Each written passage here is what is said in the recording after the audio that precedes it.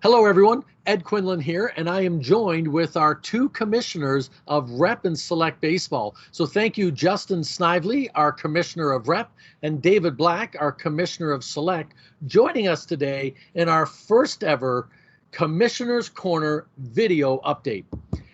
On Sunday, June 28th, we had both councils meet, and they covered a lot of ground as it relates to our current environment heading into the summer of 2020 regarding our COVID-19 response plan. What became very clear yesterday was our inclusionary approach, really respecting the decisions that individuals and organizations get to make. So for an example, a local association may have decided to close, and we respect that decision for all the variables. An affiliate may have done the same thing, but our council yesterday passed some rules that really supports the right to choose and our inclusionary approach for 2020. So Justin, walk me through on the rep side of the organization, what got passed yesterday that sort of supports respecting those choices and the inclusionary and the right to choose? So Ed, thank you for that. I think you hit the nail on the head when you were talking about inclusionary and really making sure that we're giving people choice. And the one thing that the Rep Council did yesterday, and I'll drill it down into sort of different chunks. And the first one is player movement. So players have the opportunity to play baseball. They have the opportunity to practice baseball. And if a local association or an affiliate has said, we're practice only, that's great. So they can practice with their regular team, but we're also going to give them the opportunity to go and play for another team within their affiliate, or if their affiliate has shut down, they can go to the next closest affiliate and play for them as well. So that gives them the opportunity to play on a team and practice on a team, but it gives them the opportunity to choose. In terms of what teams have the option for, if the local and the affiliate shuts down and says, we're not operating baseball games this year, great. So the team can become a direct entry. And what that simply means is they can just apply to Baseball Ontario to go ahead and play games under the Baseball Ontario banner without the affiliate having to worry about them this year. Thank you, Justin. So in a nutshell, it really boils down to work with your local, work with your affiliate, see what the options are, direct entry. If you need more information about that, you can contact Baseball Ontario. But what you really said there is key is respecting people's choice. And there is options, and to know more about your options, contact Baseball Ontario at the office. So David Black, what does this mean in the select world when you think player movement in regards to that inclusionary, and if a local's closed, or if a local or an affiliate has decided practice only? Well, Ed, similarly to the rep approach, what we're allowing is that if locals have decided not to operate, and you've got individual teams that are still interested to practice or interested to play. Practice they can do, play if they need the support of a nearby local, they can solicit joining a local. They will be allowed to either join the local. If they don't have that option, they will be able to make a direct entry application. For players, they will be able to reach out to nearby teams if they want to play games as well as have practice, and we will allow them to be rostered on both the practice team and the game-oriented team.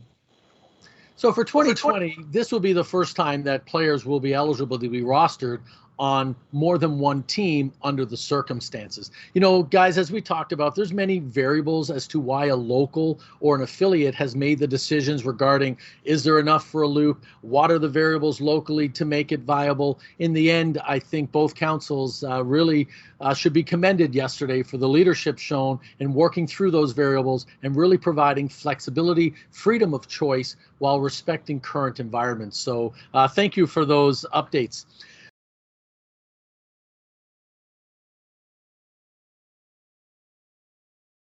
So in those meetings yesterday, I know we talked as well about provincial championships, and there's been some thought and there's been some discussion on what do we do at provincials. And I know organizationally, both councils talked about this. So David, from our select perspective, what took place last night at the select council as it relates to provincials? Well, Ed, recognizing that we are already to the end of June and we don't have definitive guidelines from the province and therefore the municipalities in terms of when we will be able to play games. Our members have been asking us to determine when we will and if we will have provincials.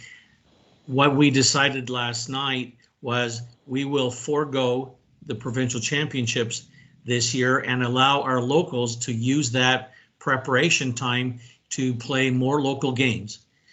So they don't have to do the qualification in advance for provincials and sequester that time for their teams to participate. Many of our leagues are looking to carry on play into September to make sure that it's a meaningful season as a result. All right, so thank you. So same question, Justin. What did our rep council do for the provincials of that side of the organization? So it's really more about how do we measure success and understanding that 2020 is a difficult year. We've never had this before. So we need to shift our focus, and our focus isn't on winning provincial championships. It's not about, this team is now our provincial champion and they're going to nationals. 2020 is about skill development. It's about having fun and playing with your friends. So when the provincial government allows us to have games and the Board of Management gives us the okay to start playing games, we're going to allow our teams the opportunity to play games all summer long and into the fall without having to worry about the pressure of provincial championships. So our provincial championships for 2020 have been paused, and we'll bring them back in 2021, newer, bigger, and better, and we'll make sure that 2021 champions get all the recognition that they deserve. But for 2020, it's about focusing our energy on making sure that the kids have fun. Yeah, so interesting, Justin. Just to clarify, Board of Management will not need to grant any approval to play games. Our protocols are already inclusive enough that once the government of Ontario increases the limit size and removes the restriction on scrimmages and games, we'll definitely be set to go. But I really like what both councils sort of focused in on. Let's not try to have a deadline to declare a winner to move on to a provincial. It does add another layer of complexity. It does add another layer of trying to fit within a time frame, and each affiliate and locals can now operate on different time frames to make their success work. And I really like both of you comment as it relates to this really is about getting back on the field, learning new skills, being with friends, playing some games when the government allows it. And we said all along, right, saving what we can for baseball 2020, and defining success was not declaring a provincial champion. So well done to both councils.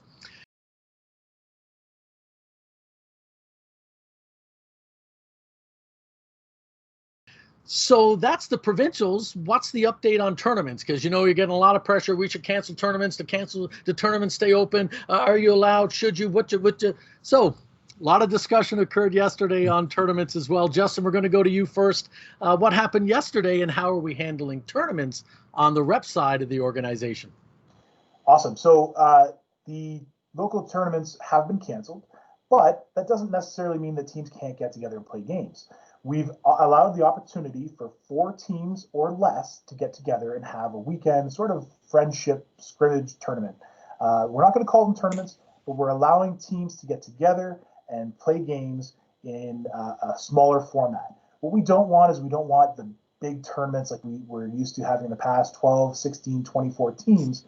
We're looking at smaller teams to help protect the teams a little bit more and isolate things a little bit easier and allow for the coaches to give the opportunity to sanitize and do all the things that are in the protocol. So it really does give us the opportunity to allow the kids to still play baseball, have fun with their friends. 4 less teams can get together and have groups of play, but no tournaments for 2020. Thank you, Justin. So on our select side, again, tournaments happen, and I know you guys talked about this, and what does that look like in our select world? David Black, same question.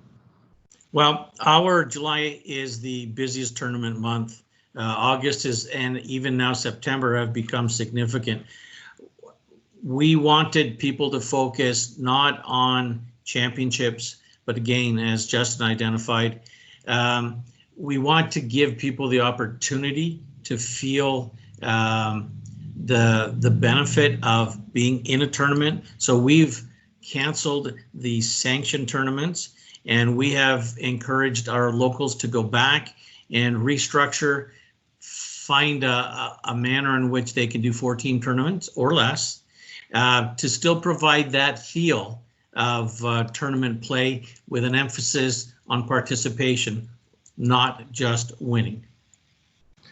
So in our world, in our rep side of the world, we know that there's cross-affiliate play. In order to do that, we usually had sanctioned tournaments. And I know, Justin, a motion was passed yesterday that is allowing for that movement of teams across affiliates that therefore didn't require that tournament sanction. So as a result of that motion, it really allowed the philosophy to shift to that 4-team exhibition. You still get that feel, as you said, but that layer of complexity and the number of people at the diamond and all that control measures as it relates to the protocols, much easier to work through with 4. So I really like the motion that supports that cross affiliate, and therefore the tournaments as being recognized wasn't required.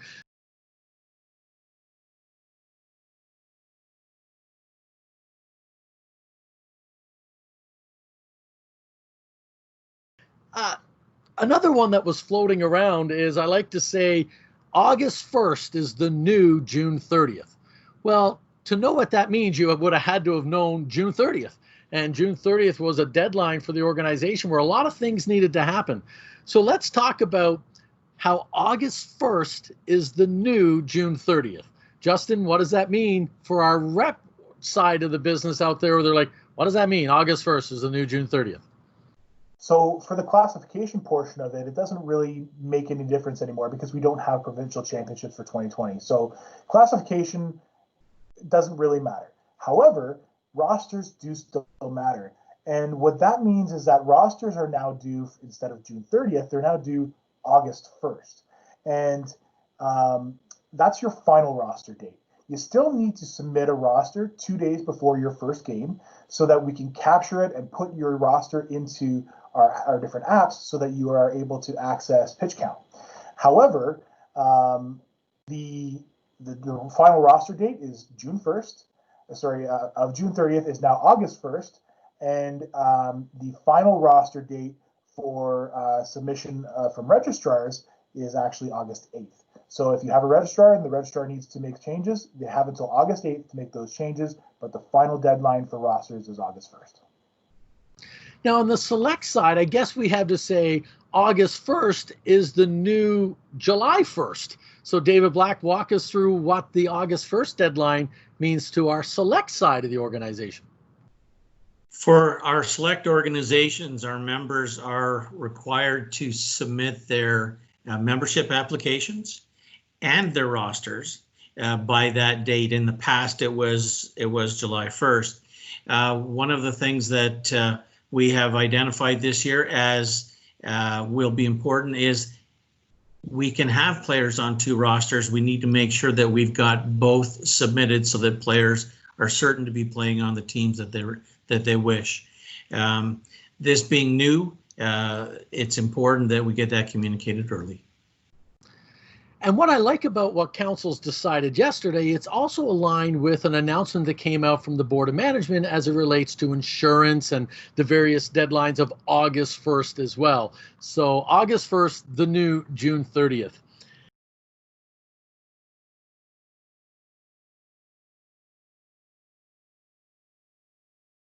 All right, so before we know it, the summer will have passed and we will be heading into the AGM of Baseball Ontario in the fall.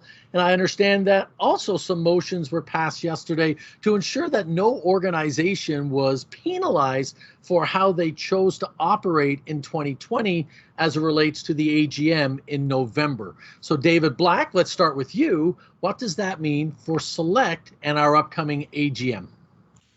For Select, our individual members, so in 2019, 104 members, still need to put their applications in to be members so that they can be recognized. But all members will have the same opportunity to be engaged, to vote, and participate in the AGM. For Select participation at Board of Management AGM, we need to understand the team count as well as the number of members and the number of select loops. So we need that information from all of our members. The 2019 base of information will be used as a minimum representation with the opportunity for additional teams or additional members being recognized from 2020 as participants in both the Select AGM and the impact for the Board of Management AGM. Now, I certainly understood what you said because I have enough background in the organization, but that's a lot to think about what David just shared. What I want to emphasize as well from our Select side of the organization is that this is really about if you had votes in 2019 and you don't in 2020 because you chose not to operate of COVID-19, then you will still be eligible to vote in 2020. We wanted to make sure there was no consequence of a local's decision not to operate. And David just shared that in addition with how the team balance goes. And that's a different mathematical complication onto itself. But again, the message really is about making sure that everyone is still represented in 2020. So Justin, how does that compare to what Rep Council decided? On the rep side, it's a lot easier. Very simply, if you had X amount of votes in 2019 and those votes are less than you get in 2020 based on the number of teams that you had in your affiliate, you get the 2019 votes. If the 2020 votes are more, you get the 2020 votes. So it's the greater of 2019 or the 2020 votes based on the amount of teams that you have within your affiliate. But the spirit of both councils are the same. And that's that inclusionary approach we've been talking about all day. That is the COVID-19 response plan. You don't want to see someone losing their right to vote and guide and direct the organization because they couldn't operate their teams in 2020. So again, well done to the councils.